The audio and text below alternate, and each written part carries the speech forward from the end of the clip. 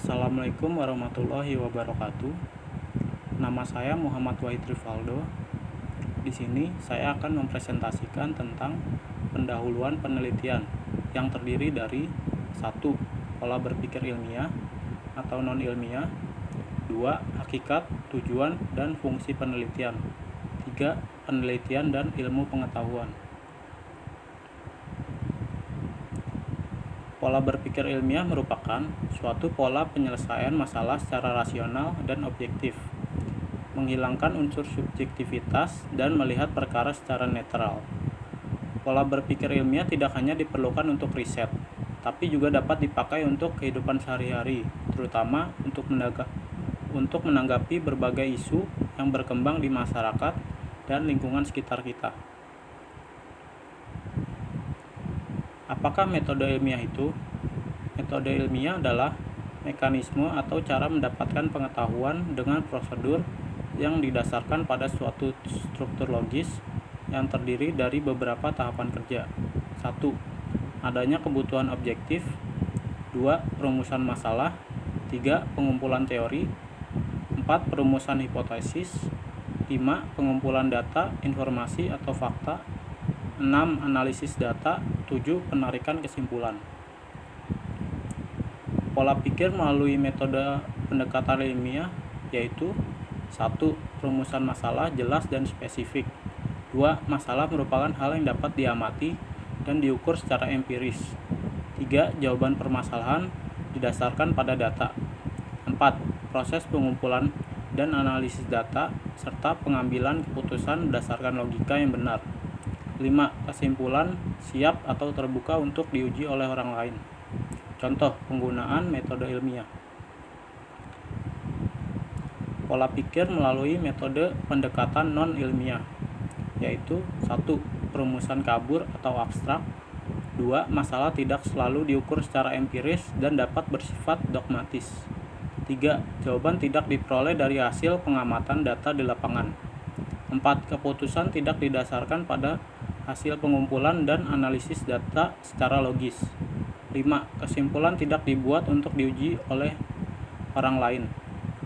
Contoh penggunaan akal sehat, prasangka, intuisi, penemuan secara kebetulan, dan coba-coba. Hakikat penelitian. Penelitian pada hakikatnya adalah suatu kegiatan untuk memperoleh kebenaran mengenai sesuatu masalah dengan menggunakan metode ilmiah. Sedangkan menurut Erlanger 1986, penelitian dapat pula diartikan sebagai cara pengamatan dan mempunyai tujuan untuk mencari jawaban permasalahan atau proses penemuan. Tujuan penelitian. Tujuan penelitian ditulis secara jelas dengan mengacu pada permasalahan yang telah dirumuskan. Pada prinsipnya, tujuan penelitian adalah untuk memperoleh jawaban terhadap permasalahan yang telah dirumuskan melalui pendekatan yang dirumuskan dalam metodologi. Tujuan jangka panjang penelitian adalah untuk meningkatkan sejumlah pengetahuan. Tujuan jangka pendek penelitian adalah untuk dapat mencari pemecahan masalah. Fungsi penelitian. 1. Mengembangkan ilmu pengetahuan. 2. Mengembangkan teknologi. 3. Penyumbangan informasi penting bagi pembuatan kebijakan dan perencanaan program-program pembangunan. 4. Alat pemecah praktis di lapangan. Penelitian. Penelitian adalah proses pengumpulan informasi dengan tujuan meningkatkan, memodifikasi, atau mengembangkan sebuah penyelidikan atau kelompok penyelidikan. Ciri-ciri penelitian. Bersifat ilmiah, mengikuti prosedur yang bersifat objektif. 2. Suatu proses yang berjalan terus-menerus serta berkesinambungan disebabkan karena hasil dari suatu penelitian tersebut selalu disempurnakan. 3. Bersifat analitis. Peneliti dapat membuktikan penelitian yang dilakukan karena menganalisis suatu permasalahan yang ada. Ilmu pengetahuan. Ilmu pengetahuan adalah usaha pemahaman manusia yang disusun dalam satu sistem mengenai kenyataan, struktur, bagian-bagian, dan hukum-hukum tentang hal yang diselidiki sejauh yang dapat dijangkau daya pemikirannya dan kebenarannya diuji secara empiris, riset, dan eksperimen. Struktur dasar ilmu pengetahuan.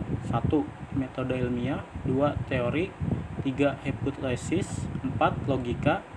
5. Data informasi. 6. Pembuktian. 7. Paradigma. Terima kasih. Sekian dari saya. Kurang lebihnya mohon maaf.